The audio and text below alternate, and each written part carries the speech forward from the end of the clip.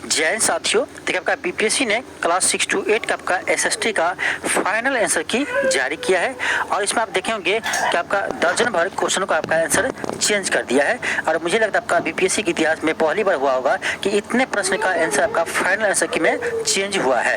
देखिए आपका इसमें 8 क्वेश्चन का आपका आंसर चेंज किया है, इसीलिए आपका उस दिन आपका यानी एक साथ आपका फाइनल आंसर की जारी नहीं किया था, क्योंकि आपका देख सकते हैं कि एसएसटी में आपका 8 क्वेश्चन का आंसर चेंज कर दिया है। अब चलिए देखते हैं कि किन किन क्वेश्चन का आपका आंसर चेंज किया है। आपका क्वेश्चन नंबर 16 है आपका हिस्ट्री का, ठीक है। क्वेश्चन आपका है कि पंजाब में 1816 में फुल्का विद्रोह का नेतृत्व किसके द्वारा किया गया था। अब देखिए इसका आंसर आपका बीपीएससी अभी दिया है फाइनल ई, इनमें से कोई नहीं। जबकि इसका आंसर पहले आपका दिया था बंदा सिंह बहादुर, ठीक है। पहले आंसर दिया था बी, लेकिन अभी इसको हटा करके ऑप्शन ई कर दिया, इनमें से कोई नहीं। अब देखिए अगला क्वेश्चन आपका ये है हिस्ट्री का ही आपका क्वेश्चन नंबर 30 है। क्वेश्चन देखिए क्या कर रहा है, क्वेश्चन क्या आपका किस घटना से राष्ट्र संघ के प्रभाव और अधिकार में गिरावट की शुरुआत हुई है।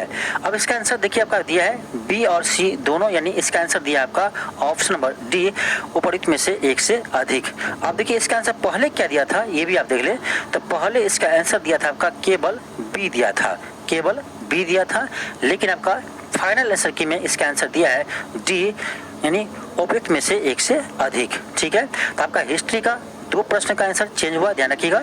हिस्ट्री का आपका 2 क्वेश्चन का आंसर आपका चेंज हुआ है। आगे चलिए देखते हैं आपका आगे आपका है इकोनॉमिक्स का क्वेश्चन नंबर 4 है, ठीक है। इकोनॉमिक्स का क्वेश्चन नंबर 4 है कि निम्नलिखित में से कौन सा विश्व स्तर पर लोगों को जोड़ने की में भूमिका नहीं निभाता है। तो इसका आंसर आपका दिया है ऑप्शन ई, इनमें से कोई नहीं, क्योंकि कहा है कि जोड़ने में भूमिका नहीं निभाता है। तो देखिए उपग्रह प्रसारण ये निभाता है, इंटरनेट निभाता है, कंपनियां निभाती हैं, ठीक है। अब देखिए इसका आंसर पहले क्या दिया था, हम ये भी देख लेते हैं कि इसका आंसर पहले क्या दिया था। तो E4, अब देखिए इसका आंसर आपका पहले क्या दिया था, तो पहले इसका आंसर दिया था केवल सी दिया था, ठीक है। इसका आंसर पहले क्या दिया था, सी दिया था, लेकिन अभी आपका फाइनल आंसर की दे दिया है ई दिया है, इनमें से कोई नहीं। तो यानी आपका इकोनॉमिक्स में भी इस क्वेश्चन का आंसर चेंज कर दिया है। अब आगे देखिए आगे क्या है, अगला प्रश्न आपका ये है कि निम्नलिखित में से कौन सा जल विद्युत का नुकसान है, ठीक है। जल विद्युत का नुकसान है, तो ऑप्शन डी दिया है उपरोक्त में से एक से अधिक। और यहाँ क्लियर नहीं किया है कि बी सही है कि ए सही है, कौन कौन इसमें एक से अधिक सही जो है कौन कौन सा सही है, ये भी बीपीएससी ने क्लियर नहीं किया है। सिर्फ वहाँ पर लिखा है उपरोक्त में से एक से अधिक, यानी एक से अधिक इसका आंसर आपका दिया है। अब देखिए पहले इसका आंसर क्या दिया था, तो पहले आपका दिया था बी दिया था इसका आंसर पहले, ठीक है। बीपीएससी ने आपका पहले इसका आंसर बी दिया था, लेकिन आपका ये फाइनल आंसर की में आपका ऑप्शन नंबर डी दे दिया एक से अधिक। फिर अगला प्रश्न देखिए आपका क्वेश्चन आपका ये है, यानी आपका यहाँ देख सकते हैं कि इकोनॉमिक्स का भी आपका 2 क्वेश्चन का आपका आंसर चेंज हुआ है, यानी हिस्ट्री में भी 2 क्वेश्चन का आंसर चेंज हुआ है और आपका इकोनॉमिक्स में भी 2 क्वेश्चन के आंसर का चेंज हुआ है। अब आगे चलिए देखते हैं आगे किसका आंसर चेंज हुआ है। तो आगे आपका पॉलिटी, देखिए पॉलिटी का क्वेश्चन आपका है क्वेश्चन नंबर 15 है कि निम्नलिखित में से कौन सी व्यवस्था प्रत्येक व्यक्ति को अपना स्वयं का उपयुक्त होने का अधिकार प्रदान करती है, ठीक है। अब देखिए इसका आंसर अभी जो आपका दिया है ये दिया आपका ऑप्शन नंबर डी, उपयुक्त में से एक से अधिक। अब यहाँ भी क्लियर नहीं किया है कि ए सही है कि बी सही है कि सी सही है, ये भी आपका क्लियर नहीं किया है। सीधे आपका आंसर दिया है डी, उपयुक्त में से एक से अधिक, ठीक है। यानी इसका भी आपका आंसर चेंज हो गया है। पहले इसका आंसर क्या दिया था, चलिए ये भी आपको बता दें। पहले इसका आंसर दिया था आपका ऑप्शन नंबर ए दिया था लोकतंत्र, ठीक है। लेकिन अब आपका फाइनल आंसर की में इसका आंसर दिया है क्या, तो डी दिया है। और डी तो दिया है, लेकिन इसका चलिए देखिए कि इसका आंसर डी जो दिया है इसका यानी क्या आपका एक्सप्लेनेशन क्या है ये भी हम देख लेते हैं, ठीक है। तो पॉलिटी का था क्वेश्चन आपका।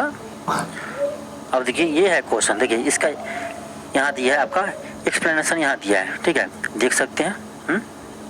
बुक का नाम भी आपका सोर्स भी बता दिया है, यानी ये भी सोर्स आपका अब एनसीईआरटी के अलावा बुक का भी आप सोर्स लेने लगा है। बीपीएससी पहले कर रहा था कि हम सोर्स सिर्फ एनसीईआरटी के बुक को मानते हैं या एससीईआरटी के बुक को मानते हैं, लेकिन अब देखिए अब जो ये है ये खुद बीपीएससी ने दूसरे सोर्स को भी मानने लगे हैं, ठीक है। आगे दिखाएंगे और भी आपका बुक का नाम दिया होगा, ठीक है। तो बीपीएससी ने अब आपका मनमानी करने लगा है, यानी आपका ये एनसीईआरटी के थ्रू ये खुद नहीं चलता है, ठीक है। आप देख सकते हैं इन सब का आंसर जो दिया है ये आपका एनसीईआरटी के बेसिस पर नहीं चेंज किया है, ठीक है, दूसरे बुक के बेसिस पर आपका चेंज किया है, ठीक है।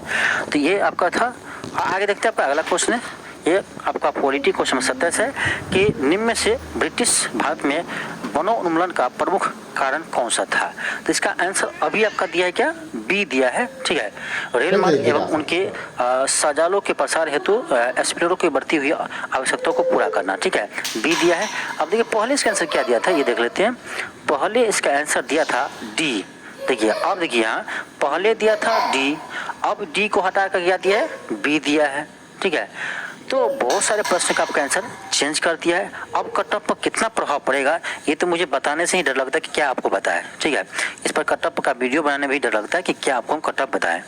अब देखिए क्वेश्चन कर रहा है आपका ये अगला कि निम्न में से किसने परिभाषित किया था कि लोकतंत्र एक ऐसा शासन होता है जिसमें प्रत्येक का भाग होता है। अब देखिए इसका आंसर अभी आपका दिया ई, इनमें से कोई नहीं। जबकि देखिए पहले क्या दिया था, पहले आपका 31 का दिया था ऑप्शन नंबर बी दिया था सी ले, लेकिन अब आपका आंसर दे दिया है ई दिया है, इनमें से कोई नहीं। यानी बीपीएससी भी इस तरह के प्रश्न को भी आपका आंसर एक बार में नहीं दे पाते हैं। ठीक है, आप समझ सकते हैं कि इन जैसे आपका स्टेटमेंट है तो स्टेटमेंट तो आपको इसका तो आंसर सही देना चाहिए बीपीएससी को एक बार में। ठीक है, लेकिन अब इसका भी आंसर एक बार में सही नहीं देता है बीपीएससी।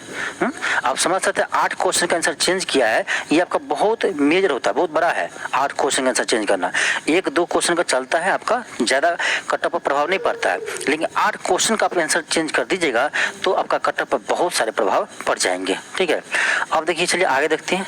अगला प्रश्न आपका ये है राजा राम मोहन राय का, ये क्वेश्चन आपका है। इसका आंसर आपका अभी दिया है डी, उपयुक्त में से एक से अधिक। अब देखिए पहले क्या दिया है, पहले इसका दिया था आपका ऑप्शन ए दिया था फ्रांसीसी क्रांति।